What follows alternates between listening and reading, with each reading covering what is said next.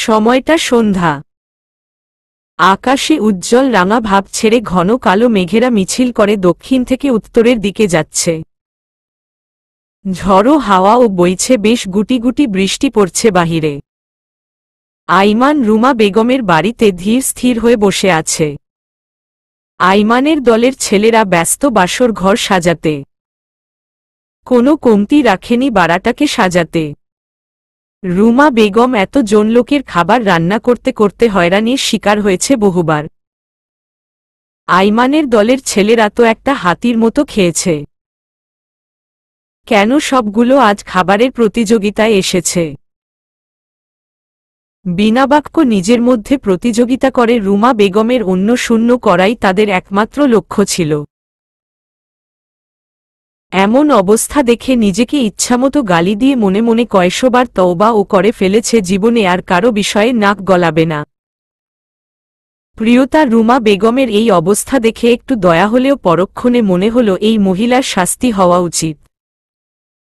রেহেনা বেগম হঠাৎ পাশের বাড়িতে আলোকসজ্জা দেখে অবাক হলেন। তার জানা মতে বাড়িতে একমাত্র রুমায় আছেন, তাহলে এমন করে বাড়িটা সাজানো কেন? মনের মাঝে প্রশ্নগুলো ঘোরপাক খাচ্ছে। যাওয়ার জন্য পা বাড়িয়ে গেলেন না। কিন্তু তিনি তো জানেন না তার গুণধর জামাই বাবা রুমা বেগমের শাস্তি স্বরূপ কেমন উদ্ভট পরিকল্পনা করেছে। জানলে হয়তো আশ্চর্যের সপ্তচূড়ায় উঠে যেতেন। রাতের খাবার শেষে প্রিয়তা রুমাদের বাড়িতে পশ্চিম পাশের ঘরটায় দাঁড়িয়ে আছে। ঠিক তার পাশের ঘরটা নির্ধারণ করা হয়েছে আইমান প্রিয়তার জন্য। প্রিয়তা ঘুরে ঘুরে পশ্চিমের ঘরটা দেখছে। বেশ সুন্দর আসবাবপত্র দিয়ে সাজানো। প্রিয়তা অনেকবার এই বাড়িতে আসলেও আজ তার কাছে সব অন্যরকম লাগছে। এই রকম একটা পরিস্থিতিতে এই বাড়িতে বহুদিন পর আজ আইমানের সাথে এক ঘরে এক বিছানায় ঘুমাবে ভেবেই প্রথম দিনের মতো দেহ মন শিহরণের তুফান তুলেছে। বুকের মধ্যে ধুকপুক ধুকপুক শব্দ তীব্রতা ছাড়িয়ে যাচ্ছে। আইমান প্রিয়তাকে কোথাও দেখতে না পেয়ে একে একে সব ঘরে উকি মেরে পশ্চিমের ঘরটায় এসে দাঁড়াল। ডান হাতে মোবাইলে জরুরি কাজ করছে, বাম হাতে কিছু শপিং ব্যাগ। প্রিয়তার দিকে না তাকিয়ে ব্যাগগুলো বাড়িয়ে দিল। আগের বারের মতো পরিয়ে দেব নাকি নিজেই পরবে? প্রিয়তা ব্যাগগুলোর দিকে তাকিয়ে বিরক্তি স্বরে বলল, এগুলোর কি দরকার ছিল? শাড়ি তো পরেই আছি, নতুন করে পরতে পারবো না। আইমান মোবাইলটা পকেটে পুরে প্রিয়তার দিকে অবাক দৃষ্টিতে তাকাল। এইটুকু একটা বাচ্চা মেয়ে পর্যন্ত জানে বাসর রাতে সাজগোজ করতে হয়, তার তুমি দ্বিতীয়বার বাসর সারতে এসেছ অথচ কিছুই জানো না দেখছি। বাসর জীবনে একবার হয়, দ্বিতীয় তৃতীয়বার কোনো বাসর হয় এটা না জীবনে দেখেছি না শুনেছি। তোমাকে লোকজন মাইক বাজিয়ে বলবে তো আমরা আজ বাসর করেছি, আর তুমি কি বললে বাসর করতে দেখনি? তুমি এতটা নির্লজ্জ কবে হলে সুইটহার্ট যে অন্যের বাসর করা দেখতে চাইছ? প্রিয়তা রাগী কণ্ঠে বলল, আমি তো কথার কথা বলেছি, তাই বলে আপনি আমাকে নির্লজ্জ বলবেন? আপনার সাথে আর এক মুহূর্তও নয় যাচ্ছি আমি। প্রিয়তা যাওয়ার জন্যেই পা বাড়াতেই আইমান ছট করে প্রিয়তার হাত ধরে ফেলল। আরে কোথায় যাচ্ছ সুইটহার্ট? তোমার স্বামী তো তোমার জন্য সব করতে পারে। তোমার যখন বাসর দেখার খুব ইচ্ছে, সেটা আমি আইমান মির্জা তোমার স্বামী নিজেই তোমাকে দেখাবো। সময় নষ্ট করে লাভ নেই, ছটপট রেডি হয়ে আমার জন্য অপেক্ষা করো। দরজায় পা বাড়িয়ে আবার ফিরে এলো। প্রিয়তা ভ্রু কুঁচকে প্রশ্ন করল, আবার কেন এলেন? আইমান সতর্ক দৃষ্টিতে তাকিয়ে বলল, লিপস্টিক একদম দিবে না, দেখা গেল অকালে ক্যান্সারে ভুগছি। ভেজাল মুক্ত জিনিসে শরীর মন দুটোই সুস্থ থাকে। প্রিয়তার দিকে ঝুঁকে বাঁকা হেসে চোখ মেরে বেরিয়ে গেল। প্রিয়তা তখনও থমেরে দাঁড়িয়ে আছে। আইমান নির্লজ্জের জীবন্ত দলিল হয়ে ওকে কিভাবে নির্লজ্জ বলল। বহুপ্রতীক্ষিত প্রহর অবশেষে ধরা দিল আইমানের দুয়ারে। প্রিয়তা রেডি হয়ে পাশে ঘরে গিয়েছে, অনেকক্ষণ হল। আইমান জরুরি কাজ সেরে তড়িঘড়ি করে দরজা ঠেলে ঘরে ঢুকল। আইমানের অস্থির দৃষ্টি ঘরের এক কোণে থমকে গেল। এই দৃষ্টিতে আজ কাকে দেখছে? আগে হাজারবার দেখলেও আজ আইমানের কাছে মনে হচ্ছে সে এই প্রথম প্রিয়তাকে দেখে। আস্তে আস্তে এগোতে থাকল সামনের দিকে। প্রিয়তা নিচের দিকে তাকিয়ে আছে। ওষ্ঠাধর কাঁপছে, শরীরের শক্তিটুকু আইমানের কাছে আসার সাথে সাথে একেবারে উধাও হয়ে গেল। নিজেকে সামলানোর মতো শক্তি ফুরিয়ে আইমানের উপর শরীর এলিয়ে দিল। আইমান দুহাতে প্রিয়তাকে জড়িয়ে ধরল। বহুদিনের তৃষ্ণার্তের মতো প্রিয়তার খুব দৃঢ়ভাবে আটকে ধরল, বক্ষ মাঝে যেন ছেড়ে দিলেই ছুটে পালিয়ে যাবে দূরে কোথাও। বাহিরে বৃষ্টির প্রকোপ বেড়েছে। হঠাৎ হঠাৎ বিদ্যুৎ চমকানোর আলোতে ঘরময় আলোকিত হয়ে যাচ্ছে। কখনো বা বজ্রপাতের শব্দে ঘর কেঁপে উঠছে। ঝড়ো হাওয়ার ধূসর রঙের পর্দাগুলো উঠছে। বজ্রপাতের শব্দ তীব্র থেকে তীব্রতর হচ্ছে। বিধ্বংসী তাণ্ডব করে চলেছে প্রকৃতি। প্রিয়তার হুঁশ ফিরতেই বন্ধন থেকে নিজেকে কিছুটা সরিয়ে দাঁড়াল। আইমান হাত দুটো সরিয়ে নিয়ে প্রিয়তার দিকে তাকিয়ে রইল। আস্তে আস্তে কাছে এসে প্রিয়তাকে বিছানায় বসিয়ে হাঁটু গেড়ে আইমান বসে পড়ল। অপরাধী কণ্ঠে প্রিয়তার দিকে তাকাল। প্রিয়, যেদিন থেকে তোমাকে প্রথম দেখেছি সেদিন থেকেই তোমাকে অনেক অত্যাচার করেছি। জানি একটা মেয়েকে এভাবে বিয়ে করা আমার উচিত হয়নি, কিন্তু বিশ্বাস করো আর কোনো উপায় ছিল না। তোমার আত্মসম্মানে আমি আঘাত করার জন্য ক্ষমাপ্রার্থী প্রিয়। আমি আমাদের মাঝে আর দূরত্বটা মেনে নিতে পারছি না সুইটহার্ট। যতবার তোমাকে বলেছি মুক্তি দিব ততবারই আমি তোমাতে বেঁধেছি নিজেকে। আমার এই রঙহীন জীবনের রংধনু তুমি প্রিয়। প্লিজ আমাকে এভাবে একা ফেলে আর কখনো চলে যেও না। তোমাকে ছাড়া আমার এক একটা মুহূর্ত কিভাবে কেটেছে আমি আর আল্লাহর ছাড়া কেউ জানে না। আমার পৃথিবী ধাপয় বেড়ানো চরণ ধমকে যায় তোমার কাছে। চারদিকের শূন্যতার একমাত্র পূর্ণতা তুমি প্রিয়। দিন শেষে আমার ও ক্লান্তিতে চোখ বুজে আসে আমার ও ইচ্ছে করে তোমাকে আঁকড়ে ধরে তোমার কেশে মাথা গুজে পরম সুখে ঘুমের দেশে হারিয়ে যায়। তোমার কোলে মাথা রেখে একটুখানি স্বস্তিতে নিঃশ্বাস ফেলতে চাই প্রিয়। খুব কষ্টে তোমাকে জড়িয়ে ধরে কষ্টগুলো উড়াতে চাই প্রিয়। একটা ছোট্ট সুন্দর সংসার হোক আমাদের, যেখানে ভালোবাসায় পূর্ণ থাকবে প্রতিটি ক্ষণ। দুঃখ কষ্ট ছুঁতে পারবে না আমাদের। একধারে কথাগুলো শেষ করে আইমান মাথা নিচু করে বসে আছে। আজ তাকে বড্ড বেশি এলোমেলো লাগছে। খোলা জানালা দিয়ে প্রবেশ করা হাওয়ায় আইমানের চুলগুলোতে মৃদু ঝড়ের সৃষ্টি করেছে। রক্তিম চোখগুলোর ফোকাস ফ্লোরে নির্দিষ্ট। হৃদয় তুমুল ঘূর্ণিঝড় লণ্ডভণ্ড করে আলসেমি করছে না। প্রিয়তার হঠাৎ কান্না পাচ্ছে, সে অত কষ্ট পেয়েছে। একটা সংসার ভাঙ্গার ভয় তাকে আষ্টেপৃষ্ঠে ঘায়েল করেছে প্রতিটি মুহূর্তে। অভিমানের বেড়াজাল থেকে বেরিয়ে আইমানের কাছে যেতে পারেনি, এমনকি বিপদের দিনগুলোতে পাশে ছিল না। যখন আইমানের অতীতের কথাগুলো জানতে পেরেছে তখন উচিত ছিল আইমানের সঙ্গ দেওয়া, তখনও একরাশ অভিমান নিয়ে চলে এসেছে। প্রিয়তার ভারী নিঃশ্বাস আইমানের উপর পড়তেই উপরের দিকে তাকাল। প্রিয়তা তখনও ঠাই হয়ে বসে কান্না থামাতে ঘন ঘন নিঃশ্বাস ছাড়ছে। আইমান একটু উঁচু হয়ে ডান হাতে প্রিয়তার মুখের ডান পাশে আলতো করে স্পর্শ করল। বাম হাতটা প্রিয়তার কোলের উপর রেখে প্রিয়তার চোখের দিকে তাকিয়ে নির্জীব কণ্ঠে বলল, আমি তোমার উত্তরের অপেক্ষায় আছি প্রিয়। আমাকে প্লিজ আর কষ্ট দিও না। মোমের মতো আমি একটু শেষ হয়ে যাচ্ছি তোমার অবহেলায়। প্রিয়তা আইমানের দুহাত ধরে হু হু করে কেঁদে উঠল। ঝাপটে ধরল আইমানকে। বর্ষার বারিধারায় যেমন প্রকৃতি সকল গ্লানি, অবসন্নতা মুছে সজীবতায় ভবে যায়, তেমনি প্রিয়তা আজ একে একে সকল অভিমান অভিযোগ ভুলতে অশ্রু বিসর্জন দিচ্ছে। শত মুহূর্তের শত কষ্ট বেদনা আইমানের পাঞ্জাবিতে লেপ্টে গেছে। আইমান বাম হাতটা প্রিয়তার চুলে গুজে দিয়ে ডান হাতটায় কোমর চেপে ধরল। গাছ গাছালিতে অপরিচিত পাখিরা ভোরের আগাম বার্তা শোনাতে কিচিরমিচির করে চলেছে। রাতের কালবৈশাখীর লেশ ছেড়ে আকাশ নীল শাড়িতে সেজেছে। বৃষ্টিতে সকল ময়লা আবর্জনা ধুয়ে প্রকৃতি সজীবতা প্রাণবন্ত হাস্যোজ্জ্বল রূপে ছেয়ে গেছে। সকালের সোনালি রবির আলোতে ঝলমলে করছে চারদিকটা।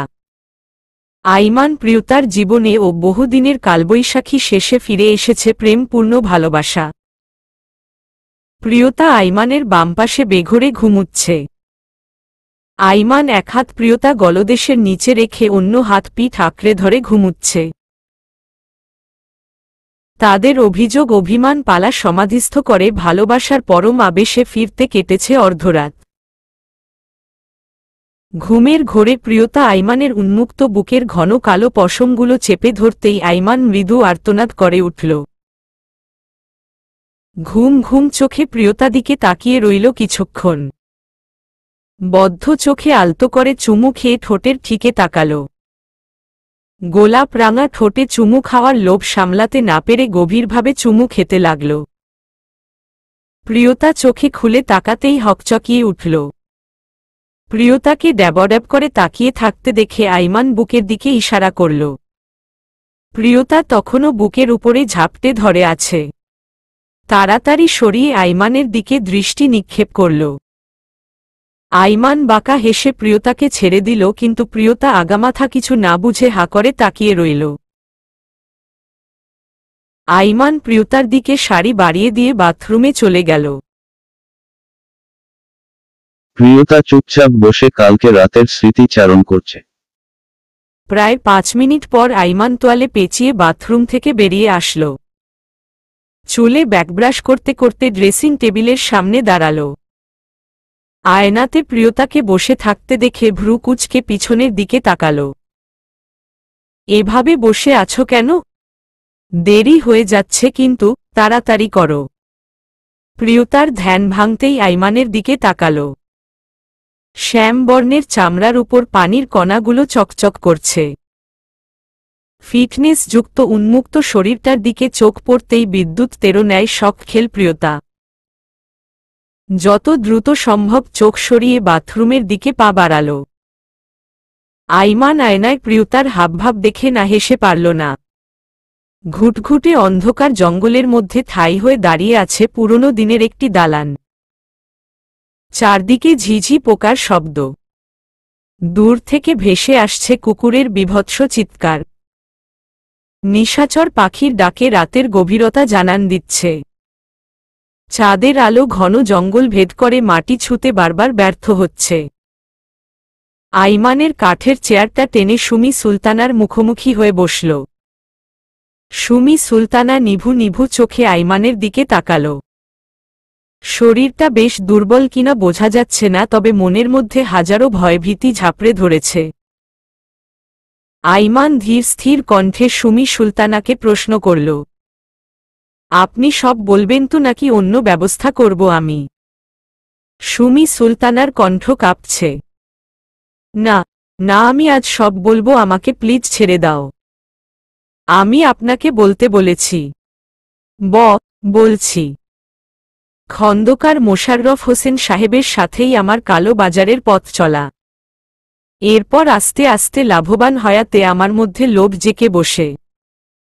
আস্তে আস্তে নারী পাচার সহ মদ্যপণ্যের ব্যবসা শুরু হয়। খন্দকার সাহেব ছাড়া আর কে আছে তা বলুন।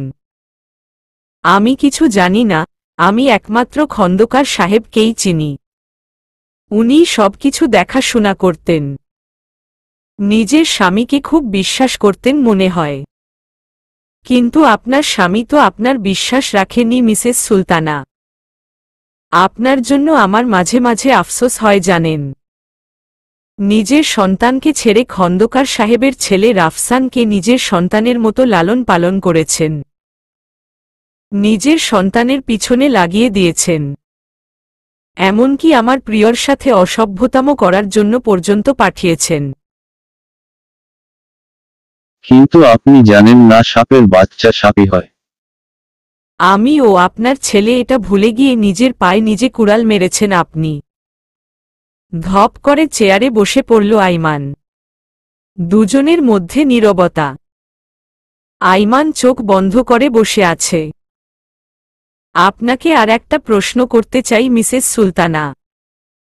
আমার বাবার সাথে আপনি এমনটা কেন করলেন? কি দোষ ছিল আমাদের? সুমি সুলতানা নিশ্চুপ হয়ে নিচের দিকে তাকিয়ে আছে। আজ হয়তো একে একে নিজের হাতে তৈরি করা সাম্রাজ্য একসাথে ধ্বংস হয়ে যাবে। কি হলো বলেন, কি দোষ ছিল আমাদের? চুপ করে থাকবেন না। আপনার হাতে সময় খুব কম। কোনো দোষ ছিল না তোমাদের। আমি নিজেই ছেড়ে চলে গেছি। এত বছর পরও আমি আমার প্রাক্তন প্রেমিকের মায়া কাটিয়ে উঠতে পারিনি বলেই নিজের ভালোবাসার মানুষকে ফিরে পেতে সব ছেড়ে চলে গেছি সেদিন। আমার এতে তোমাদের জন্য কোনো আক্ষেপ নেই। তোমরা বেশ ভালোই আছো। একজন ক্ষমতাবান এমপি তুমি এখন। ঘর আছে, সংসার আছে। জীবনের মানেটা বুঝো তুমি। আমি থাকলে হয়তো এসব বুঝতে না। আইমান কোনো কথা বলল না। কেন জানি হাজারটা কথা মনের মাঝে ঘুরপাক খেলেও মুখ দিয়ে বের হচ্ছে না। আইমান উঠে দাঁড়াল। আপনার সাথে এইটাই হয়তো আমার শেষ দেখা। বেঁচে থাকলেও কখনো আপনার সাথে যেন আমার দেখা না হয়। যদি কখনো আপনার করা অন্যায়ের শাস্তি থেকে বেঁচে যান, আশা করব আপনি আমার জীবনের সাথে জড়িয়ে থাকা মানুষগুলোর দিকে কিংবা আমার কোনো কিছুর উপর নজর দিবেন না। আমার সাথে আপনার আর যদি কোনো দিন দেখা হয়, মনে রাখবেন সেদিনই আপনার শেষ দিন। আইমান হন্তদন্ত পায়ে বেরিয়ে গেল। দুজন মহিলা পুলিশ সুমি সুলতানাকে নিয়ে গেল। কিছুক্ষণ আগে খন্দকার সাহেব সহ তাদের সঙ্গপঙ্গকে পুলিশ ধরে ফেলেছে। আইমানের অক্লান্ত পরিশ্রমে সব প্রমাণ হাতের মুঠোয় এসেছে। আইমান তাড়াতাড়ি সব কাজ শেষ করে বাড়ি ফিরেছে। প্রিয়তা বেঘরে ঘুমাচ্ছে দেখে আইমান আর ঘুম ভাঙল না। ফ্রেশ হয়ে প্রিয়তাকে বুকের সাথে জড়িয়ে ধরে শুয়ে পড়ল। বহু কষ্টের পর প্রিয়তাকে আবারও নিজের করে পেয়েছে। এবার আর জোর করে নয়, দুটি মন ভালোবাসায় বদ্ধ হল। আজ আরিয়ার এনগেজমেন্ট। ওয়াদির এমবিবিএসটা শেষ করে বাড়িতে আরিয়ার কথা জানিয়েছে। ওয়াদির বাবা মা ছেলের কথা কখনো ফেলতে পারেন না, তাছাড়া আরিয়াকে তাদের অনেকে পছন্দ হয়েছে। আইমানের কাছে বিয়ের প্রস্তাব দিতেই আইমান রাজি হয়ে যায়। প্রিয়তা ভীষণ খুশি আরিয়া ওয়াদির প্রণয়পূর্ণতার জন্য। সকাল থেকেই প্রিয়তা একা হাতে মেহমানদের জন্য বিভিন্ন পদের নাস্তা তৈরি করছে। প্রিয়তা মা বাবা পিয়াস কিছুক্ষণ আগেই এসেছে। রেহেনা বেগম প্রিয়তার সাথে টুকটাক কাজ করছে। আরিয়া করতে চাইলেও প্রিয়তা করতে দেয়নি। সাজগোজের জন্য পাঠিয়ে দিয়েছে। আরিয়ার একদিকে আনন্দ হচ্ছে, এত শত অপেক্ষার পর প্রিয় মানুষটাকে নিজের করে পাওয়া হবে। অন্যদিকে ভাই ভাবি নিজের বাড়ি ছেড়ে থাকতে হবে। চাইলে ও ফ্রিডম আর থাকবে না আগের মতো। ইরা অনু আরিয়াকে গুথা মেরে এটা ওটা জিজ্ঞাসা করছে। পৃথিবীতে সবকিছুর একটা লিমিট থাকলেও বান্ধবীদের সাথে কথা বলার কোনো লিমিট থাকে না। দুনিয়ার সব আজেবাজে কথার একমাত্র সঙ্গী বন্ধুবান্ধবগুলোই। আরিয়া মাঝে মাঝে অবাক হয়ে ইরা অনুকে ভালোভাবে দেখে। এই সুন্দর ফুটফুটে নিষ্পাপ বাচ্চার মতো মেয়েগুলোর মুখের ভাষা যে এত খারাপ, চিন্তাধারা যে এত উদ্ভট, তা বাহিরের মানুষের কল্পনাতীত। ইরা আরিয়ার গলার বাম পাশে পরখ করে সন্দিহান চোখে বলল, কিরে আরু, এইটা কিসের দাগ? ওয়াদি ভাইয়া করছে নাকি? বিয়ের আগেই এসব করতেছ তোমরা? আরিয়া কটমট করে ইরার দিকে তাকাল। ছি, কি বলিস এগুলো? উল্টা পাল্টা বলিস, ভাবিস কেমনে? এটা চুলকাতে গিয়ে এমন হয়ে গেছে। আই হাই, কি বলে এগুলো? তোর তো তাহলে বিয়ের পর অস্তিত্বই থাকবে না। তোর শরীরের দাগের হাটবাজার বসবে। আরিয়া কিছু বলার আগেই মোবাইল বেজে উঠল। ওয়াদির ফোন পেয়ে এক চিলতে হাসি ফুটে উঠল আরিয়ার মুখে। আরে দোস্ত, ধর তাড়াতাড়ি, তোর বেড়া তো আবার রাগ করব। পরে দেখবি বাসর রাতে তোর অবস্থা খারাপ করে দিছে। আল্লাহর ওয়াস্তে মাপ চাই বইন। মুখে লাগাম টান। দেখা গেল সবার সামনে এগুলো বলে বসলি তখন মানসম্মান দফারফা হয়ে যাবে। আরিয়া মোবাইলটা নিয়ে বারান্দায় চলে গেল।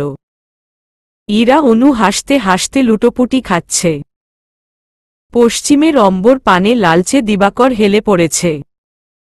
বর্ষার মেঘমালা আকাশ নিজ হাতে মুছে নীলে নীল সেজেছে। পাখিরা নিজ নীরে ফিরতে তোড়জোড় চলছে।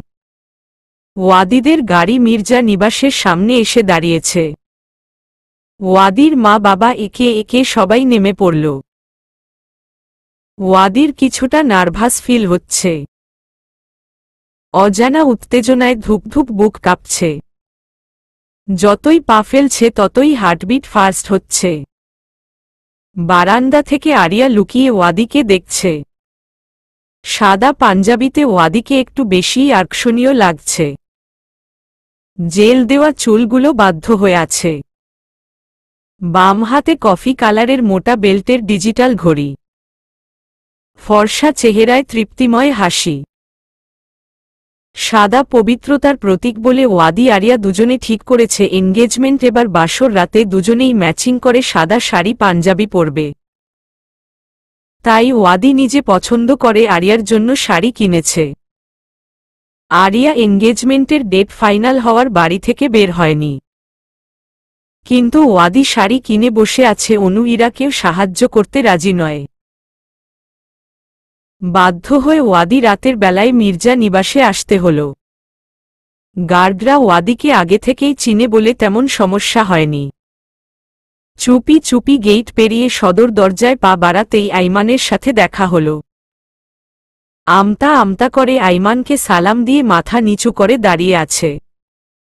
মাঝে মাঝে আইমানকে আর চোখে দেখছে। কি বলবে বুঝতে পারছে না। কখনো এমন পরিস্থিতিতে পড়তে হয়নি তাকে, শেষে কিনা হবু শ্বশুর বাড়িতে চোরের মতো ঢুকতে হচ্ছে। কপালটাই খারাপ। সামনে দাঁড়িয়ে আছে বউয়ের বড় ভাইটা, যারে দেখলে কলিজাটা এমনিই কাঁপে। আইমান কিছুক্ষণ আনমনে দাঁড়িয়ে থেকে ভ্রু কুঁচকে ওয়াদিকে পরখ করছে। হঠাৎ ওয়াদির বাম কাঁধে হাত রেখে হেসে উঠল। ভিতরে চাও। পুতুল ওর ঘরেই আছে। ওয়াদি অবাক দৃষ্টিতে আইমানের দিকে তাকাল। আসলে ভাইয়া এমন কিছুই নয়। এই ব্যাগটা আরিয়াকে দিলেই হবে, আমি ভিতরে যাব না। আরে তা হয় নাকি? কিছুদিন পর তো তুমি এই বাড়ি জামাই হবে, এত লজ্জা পেলে চলবে নাকি? আমি তো শ্বশুর বাড়ি থেকে বউকে তুলে নিয়ে আসছি। তোমার তো লাখ ভালো, নিজের ভালোবাসার মানুষকে কেমন কষ্ট বিনে পেয়ে যাচ্ছ। তবে একটা কথা কি জানো তো, এই পৃথিবীতে বিনা কষ্টে পেয়ে যাওয়া জিনিসগুলোর কদর মানুষ করতে জানে না। তাই একটু ভয় হয় আমার। এত তাড়াতাড়ি রাজি হওয়া উচিত ছিল না আমার। তবে যখন বোনকে তোমার হাতে দিতে রাজি হয়েছি, তুমি তোমার ভালোবাসায় আমার বোনকে বেঁধে রাখবে। আমার বোনকে কষ্ট দেওয়ার আগে আমাকে মেরে ফেল। আইমানের কণ্ঠ ভারী হয়ে আসল। ওয়াদি হন্তদন্ত পায় আইমানের দিকে এগিয়ে গেল। আইমানের বাম হাতটা ডান হাতে ধরল। ভাইয়া এভাবে বলবেন না। আমি আমার জীবনের শেষ দিন পর্যন্ত আপনার বোনকে আগলে রাখব, আপনাকে ছুঁয়ে কথা দিলাম। তোমার উপর সেই বিশ্বাসটুকু রেখেছি বলেই আমার বোনকে তোমার হাতে তুলে দিতে চাই। আইমান ডান হাত দিয়ে চোখের কোণের পানি মুচকি হেসে ওয়াদিকে ভিতরে যেতে বলল। ওয়াদি ধীর পায়ে ভিতরে ঢুকল। আইমান বাহিরে চলে গেল। ড্রয়িং রুমের প্রিয়তাকে দেখে ওয়াদি লম্বা করে সালাম দিল। প্রিয়তা সালামের উত্তর দিয়ে ওয়াদিকে বসতে বলল। দুষ্ট হেসে বলল, কি ব্যাপার ডাক্তার সাহেব, এই রাতের বেলা আপনার আগমন? বউয়ের সাথে ঝগড়া হয়েছে নাকি? ওয়াদি একগাল হেসে উঠল। আরে না ভাবি, আপনার ননদই নাকি এঙ্গেজমেন্টের আগে বাসা থেকে বের হবে না, তাই তো শাড়ি দিতে ৭ সমুদ্র ১৩ নদী পাড়ি জমিয়ে এখানে আসা। বাসা থেকে বের হয়ে মনে মনে আল্লাহ আল্লাহ করতে করতে আসছি যাতে ভাইয়ার সামনে না পড়ি, কিন্তু সেই ভাইয়ার সামনেই পড়লাম। কথায় আছে না, যেখানে বাঘের ভয় সেখানেই সন্ধ্যা হয়। আমার প্রচুর লজ্জা লাগছিল ভাইয়াকে দেখে। লজ্জা লাগলে আসতে কে বলছে? আরিয়ার কথায় ওয়াদি সামনের দিকে তাকাল। আরিয়া হাত ভাঁজ করে দেয়ালের সাথে দাঁড়িয়ে আছে। প্রিয়তা আরিয়াকে চোখ টিপ মেরে ওখান থেকে কেটে পড়ল। ওয়াদি অস্থির হয়ে আরিয়ার পাশে এসে দাঁড়াল। আরিয়া, কি সমস্যা তোমার? বাহিরে যাও না কেন? কত কষ্ট করে আসতে হলো জানো তুমি? আরিয়া ভাবলেশহীন কণ্ঠে বলল। তাতে আমার কি? দেখলাম আমার জন্য কি করতে পারো তুমি। ওয়াদি আরিয়ার এমন ভাবলেশহীন কণ্ঠে ভ্যাবাচ্যাকা খেয়ে গেল। কোথায় একটু বাহবা দিবে তা নয়। আমি আসছি তাহলে, শাড়িটা রাখো। আরে আসছি মানে হবু শ্বশুর বাড়িতে ডাক্তার সাহেবের পদার্পণ ঘটেছে, একটু চা কফি না খেলে হয়? প্রিয়তা চা সহ কিছু ফল নিয়ে আসল। আরিয়া একটু একটু করে নিজেকে সাজিয়ে নিল। শুভ্র রাঙা জর্জেট শাড়ির সাথে ম্যাচিং ব্লাউজ, ম্যাচিং চুড়ি, কানের দুল, খয়েরি রঙের লিপস্টিক, হালকা প্রসাধনীর ছোঁয়ায় স্বর্গাভূত অপ্সরী লাগছে। ঠোঁটের কোণে লুকিয়ে আছে লজ্জার ভরা হাসি। ইরা অনুকথা বার্তা অনর্গল ছুটে চলেছে। আরিয়া দাঁতে দাঁত চেপে সহ্য করছে, তারও একদিন সময় আসবে। ড্রয়িং রুমে সবাই বিয়ে নিয়ে কথা বলছে। গল্পের মধ্যে প্রিয়তা আরিয়াকে নিয়ে এলো। আরিয়া দৃষ্টি নত করে ফ্লোরের দিকে তাকিয়ে আছে। কিছুতেই লজ্জার বাঁধ ভেঙে সামনে থাকা মানুষটাকে দেখতে পারছে না। অন্যরকম লজ্জা মিশ্রিত অনুভূতি এসে ভর করে আরিয়াতে। ওয়াদি একদৃষ্টিতে তাকিয়ে আছে প্রিয়সীর দিকে। সৃষ্টিকর্তার সৃষ্টি কতটা নিপুণ তা আরিয়ার জলজ্যান্ত প্রমাণ। সিথি পর্যন্ত ঘোমটা দেওয়া আরিয়াকে বউয়ের মতো লাগছে। লাজ রাঙা মুখশ্রী লাল হয়ে আছে। প্রিয়তা সকলের সাথে একে একে পরিচয় করিয়ে দিল। আরিয়া কোমল কণ্ঠে সালাম দিল। সবশেষে একটু দুষ্টুমি করে বলল, মায়ের পাশে থাকা ছেলেটা তোমার হবু বর পছন্দ হয়েছে তো? আরিয়া প্রিয়তাকে একটু গুথা মেরে সরে পড়ল। সকলে আরিয়াকে দেখে সকালের মুখে এক চিলতে মিষ্টি হাসি ফুটল। কোকেয়া বেগম বসা থেকে উঠে আরিয়ার কাছে এগিয়ে আসল। আরিয়ার থুতনিতে আলতো ছুঁয়ে বলল, মাশাআল্লাহ, আমার ঘর আলো করা চাঁদকে আজ বড্ড বেশি সুন্দর লাগছে। চোখ থেকে কাজল নিয়ে আরিয়ার কানের পিছনে লাগিয়ে দিল। নজর না লাগুক মা, দীর্ঘজীবী হও। কোকেয়া বেগম আরিয়াকে নিজের পাশে বসিয়ে ব্যাগ থেকে একটা বক্স বের করে খুললেন। স্বর্ণের চেইনটি অতি যত্নে গলায় পরিয়ে দিল। আরিয়া তখনও লজ্জায় নিচের দিকে তাকিয়ে আছে, কিছুতেই ওয়াদির দিকে তাকাচ্ছে না। এই দিকে ওয়াদি কথা বার্তার ফাঁকে ফাঁকে আরিয়ার লজ্জা মিশ্রিত মুখশ্রী দেখে মিটমিটিয়ে হাসছে। কোকেয়া বেগম ওয়াদিকে আরিয়ার পাশে বসতে বলল।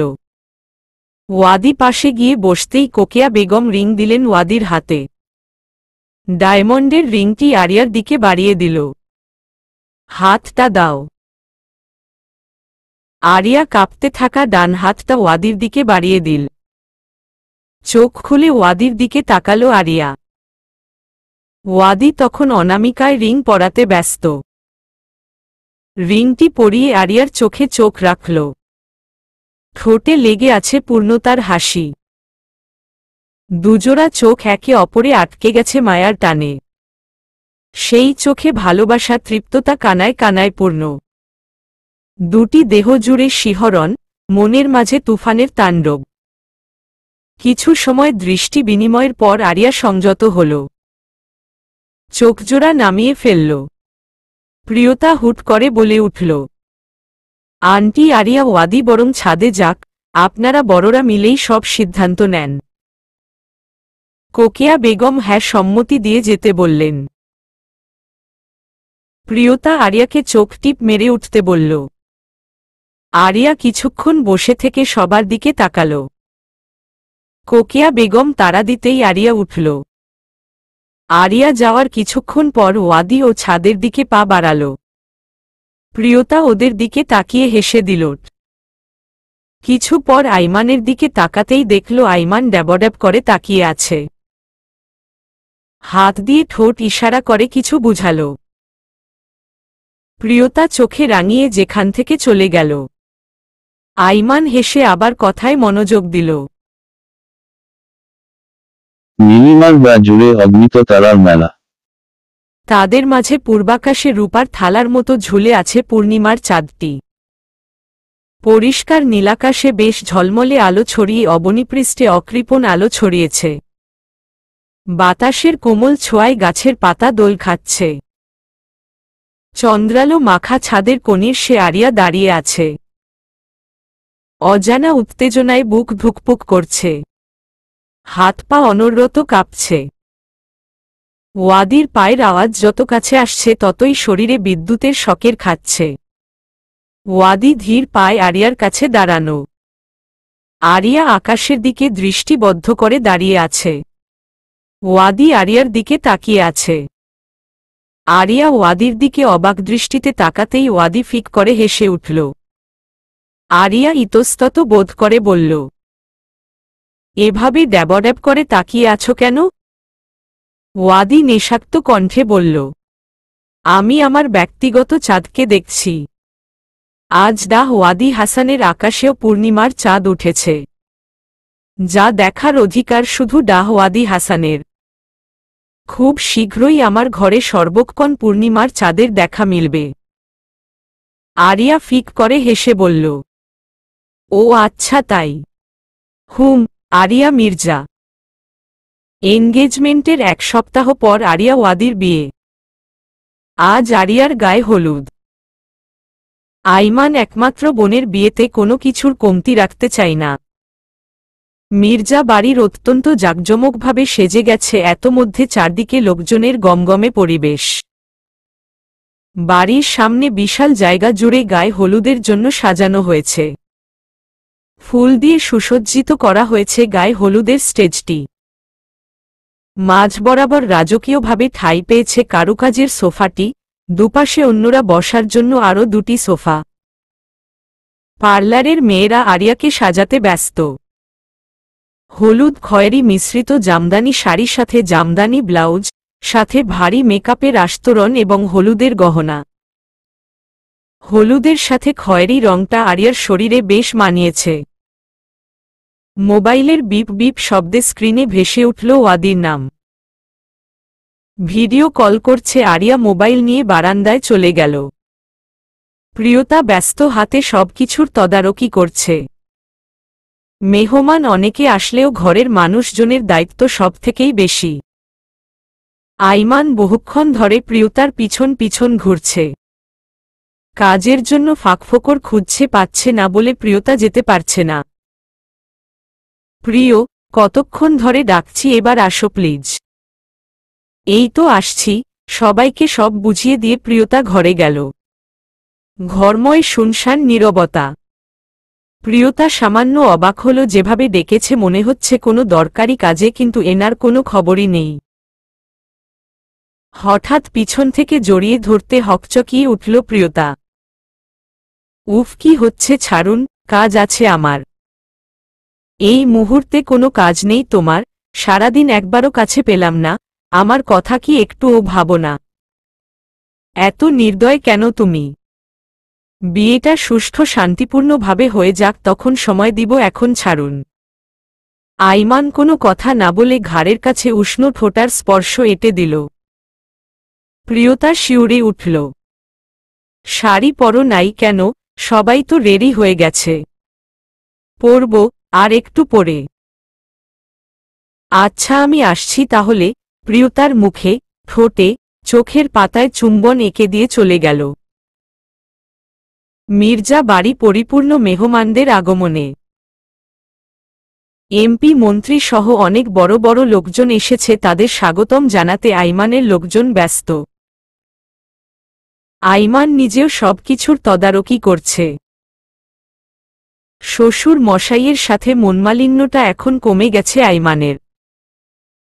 দেরি হলেও আইমান তারা মন থেকে মেনে নিয়েছে তাদের মেয়ে, ঘর সংসার, স্বামী, ননদ সবকিছু নিয়ে সুখেই আসে। এর থেকে বেশি আর কিবা চাওয়ার থাকে বাবা মায়ের। ইতোমধ্যে ওয়াদিদের গাড়িগুলো একে একে থামল। আরিয়ার বান্ধবীরা গেট ধরে একগাদা টাকা নিয়ে চলে গেল।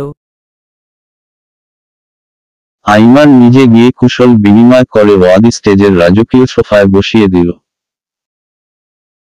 কিছু পর ভাবি মেকআপ, হাতে গলায় মাথায় কানে গর্জিয়াস জুয়েলারির সাথে খয়েরি রঙের ভারী লেহেঙ্গা ওড়না দিয়ে অবগুণ্ঠনের আড়ালে মায়াবী মুখশ্রী রেখে দুহাতে লেহেঙ্গা একটু উঁচু করে আরিয়া স্টেজে উঠল।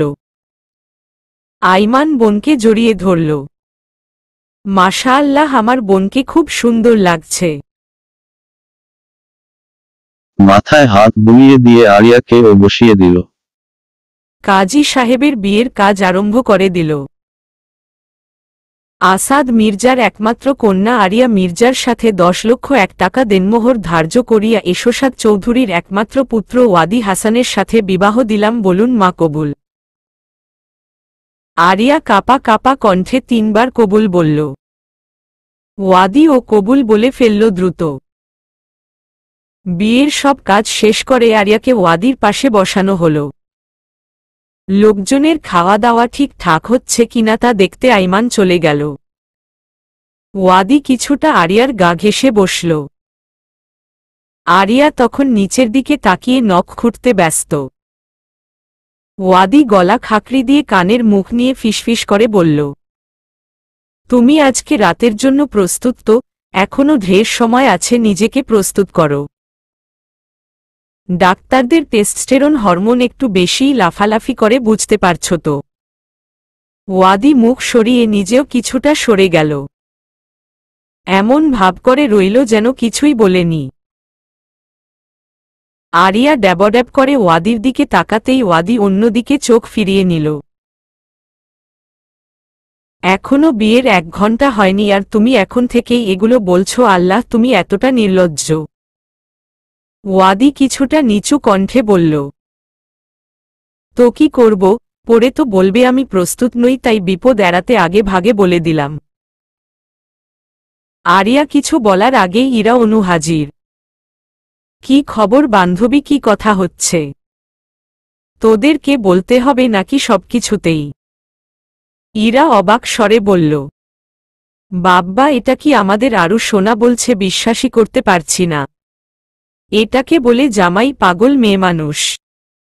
ইরা অনু ওয়াদি হেসে উঠল। আরিয়া কটমট করে তাকিয়ে রইল। আমি মোটেও জামাই পাগল না। তাহলে কি ভাইয়া বউ পাগল? অবশ্যই আমি বউ পাগল।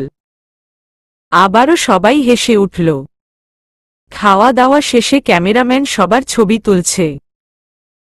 এক ফ্রেমে ওয়াদি আরিয়া বসে আছে, আমিরুল ইসলাম চারপাশে রেহেনা বেগম, এরশাদ চৌধুরীর পাশে কোকিয়া বেগম, ইরা অনু, পিয়াস সকলেই আছে। আইমান প্রিয়তার কাঁধে হাত রাখতেই প্রিয়তা আইমানের দিকে তাকালো। ক্যামেরাম্যান ক্লিক করল, একটি সুখী পরিবারের ছবি উঠল। সব আচার অনুষ্ঠান শেষ করে বিকেল গড়িয়ে পড়ল। এবার আরিয়ার বিদায়ের পালা। ভাইকে জড়িয়ে ধরে হাউমাউ করে কাঁদছে আরিয়া। আইমানের বুকের মধ্যে ঘূর্ণিঝড়ের তাণ্ডব চলছে। ছোট থেকে নিজের হাতে বড় করেছে ছোট্ট বোনটাকে। হাজারো ব্যস্ততা রেখে পুতুল খেলার সঙ্গী হওয়া, খাওয়ানো, ঘুম পাড়ানো, শাড়ি পরিয়ে দেওয়া, সাজিয়ে দেওয়া সব নিজ হাতে করেছে। সেই ছোট্ট বোনটি আজ এত বড় হয়ে গেছে যে নিজ বাড়ি থেকে বিদায়ের ঘণ্টা বেজে গেছে। আইমান ঠোঁট চেপে কান্না আটকানোর চেষ্টা করছে। চোখ লাল হয়ে উঠেছে। প্রিয়তা নীরবে চোখের জল ফেলছে। এই বাড়িতে আসার পর আরিয়ার কারণে তার একাকিত্বটা দূর হয়েছে। একে একে সবার কাছ থেকে বিদায় নিয়ে গাড়িতে উঠে বসল। ওয়াদি ও বেশ খারাপ লাগছে আরিয়ার কথা ভেবে। টিস্যু পেপার দিয়ে চোখ মুখ মুছে দিল আরিয়ার। গাড়ি চলতে শুরু করল। আরিয়া ওয়াদির কাঁধে মাথা রেখে চোখ বুজে রইল। সন্ধ্যার পর থেকে আকাশ মেঘাচ্ছন্ন। থেকে থেকে বিদ্যুৎপৃষ্ঠের আলোতে আলোকিত হচ্ছে ধরণী। রাত এখন মধ্য। বৃষ্টিস্নাত রজনীতে দীর্ঘ সময় প্রতীক্ষার শেষে আরিয়া ওয়াদির জীবনে এলো সেই কাঙ্ক্ষিত মধুময় রাত্রি। আরিয়া সাদা রঙের সিলভার পাথরের জর্জেট শাড়ি জড়িয়ে সুদীর্ঘ ঘোমটা টেনে বিছানায় বসে আছে। মনের মধ্যে অজানা ভয় জেঁকে বসেছে। বাহিরে ঝুম বৃষ্টিতে ধূসর রাঙা পর্দাগুলো সরে ঘরে আছড়ে পড়ছে। বজ্রপাতের শব্দে আরিয়া কেঁপে উঠল ক্ষণিকটা। অজানা অচেনা ঘরে সে একা বসে আছে। এইদিকে ওয়াদির কোনো খবর নেই। মনে মনে রাগ হলেও শান্তভাবে বসে আছে। বোনের বিদায়ের পর থেকে আইমান চুপচাপ ছাদে দাঁড়িয়ে আছে। বুকের মধ্যে হাহাকার সৃষ্টি হয়েছে। বাবাকে আজ বড্ড বেশি মনে পড়ছে। বাবা বেঁচে থাকলে হয়তো আরিয়ার বিয়েটা আরও ভালোভাবেই দিতে পারত। সে কতটুকু পেরেছে একা সব সামলাতে। মায়ের কথা মনে পড়তেই অন্য কিছু ভাবতে চাইল আইমান। এই মহিলার কথা ভাববে না। তবুও চোখের কোণে পানি জমে গেল। নিজের অজান্তেই মামা বলে ক্ষীণ আওয়াজ আওড়াল। এমনটা কেন করলে মা, এমনটা কেন করলে? আকাশের বজ্রপাতের শব্দে ঘোর কাটল আইমানের। প্রিয়তা ঘরে একা আছে। ধূপধাপ পা ফেলে ঘরের দিকে এগোল। ঘরময় শুনশান নীরবতা। প্রিয়তা কি তাহলে ঘুমিয়ে গেছে? আইমান আলতো করে দরজা ফাঁক করে ঘরে ঢুকল। ঘরের মেঝের দিকে তাকাতেই আইমান কিংকর্তব্য বিমূঢ়। চোখের সামনে এগুলো কি লেখা? ধীর পায়ে সামনের দিকে হেঁটে গেল আইমান। গোলাপের পাপড়ি দিয়ে খুব সুন্দর করে লেখা কনগ্রাচুলেশন এমপি সাহেব লেখার চারপাশে ছোট ছোট মোমবাতি জ্বলছে। আইমান একদৃষ্টে তাকিয়ে রইল সেই দিকে। পিছন থেকে খুব শক্ত করে কারো জড়িয়ে ধরতেই আইমান পিছনের দিকে তাকাল। আস্তে আস্তে প্রিয়তাকে সামনের দিকে ফিরিয়ে কপালে চুম্বন এঁকে দিয়ে জড়িয়ে ধরল। প্রিয় ধীর কণ্ঠে বলল, আপনি বাবা হতে চলেছেন। কনগ্রাচুলেশন প্রিয়, সেই সাথে ধন্যবাদ আমাকে এত বড় খুশির খবর দেওয়ার জন্য। প্রিয়তা হেসে উঠল। ভালোবাসি প্রিয়। হুম হুম কি বলো ভালোবাসি? ওয়াদি আত্মীয় স্বজন, বন্ধু, দরকারি কাজ শেষ করে হন্তদন্ত পায় ঘরের দরজায় আসতে ডাকাত বাহিনীর হাতে পড়ল। কাজিন মহল, আরেক নাম ডাকাত মহল। কয়েক মুহূর্তের মধ্যে ওয়াদিকে হাতিয়ে ৩৫,০০০ টাকা নিয়ে নিল। ওয়াদি করুণ দৃষ্টিতে তাকিয়ে থাকল কিছুক্ষণ, তারপর সেদিকে ভাবাবেগ না করে আরিয়ার চিন্তায় ব্যস্ত হল। সবাই গুড নাইট বলে মুখের উপর ধরাজ করে দরজা বন্ধ করে দিল। আরিয়া দরজার শব্দে কেঁপে উঠল। ওয়াদি ধীর পায়ে হেঁটে বিছানার সামনে দাঁড়াল। কি বলবে, মাথায় তালগোল পাকিয়ে যাচ্ছে। আরিয়া বিছানা থেকে উঠে ওয়াদিকে সালাম করল। ওয়াদি দু বাহু ধরে আরিয়াকে দাঁড় করাল।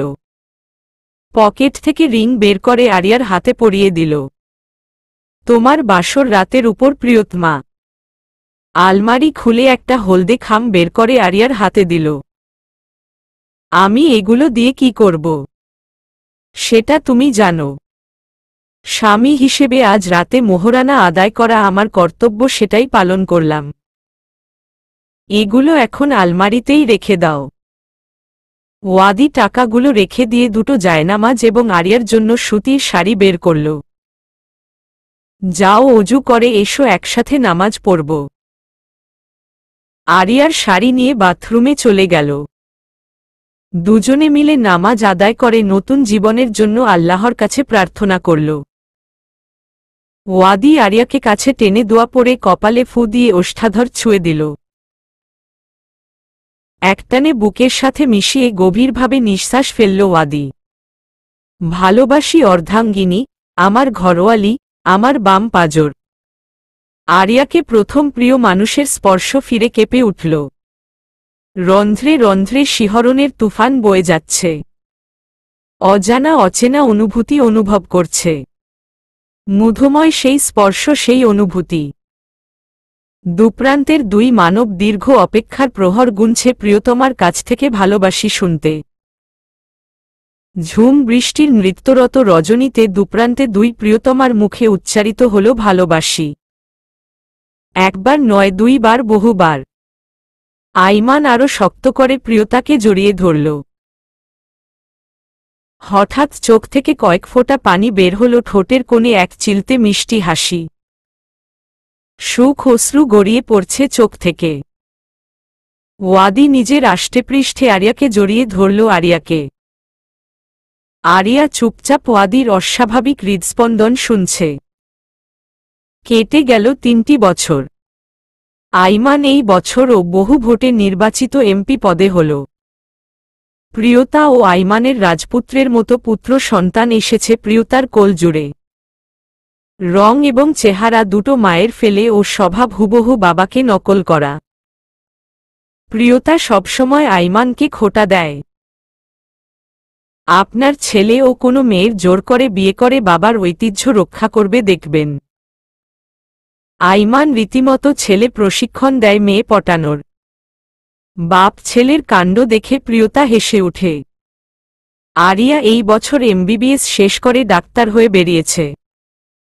বেশ সুখেই আছে ওয়াদির সাথে। আইমানের সেই দিনের বলা কথা ওয়াদি ভুল প্রমাণ করল। যে ভালোবাসবে সে অল্পতেই ফেলেও ভালোবাসবে। এভাবে ভালোবাসারা বেঁচে থাকুক আজীবন আমরণ। সমাপ্ত।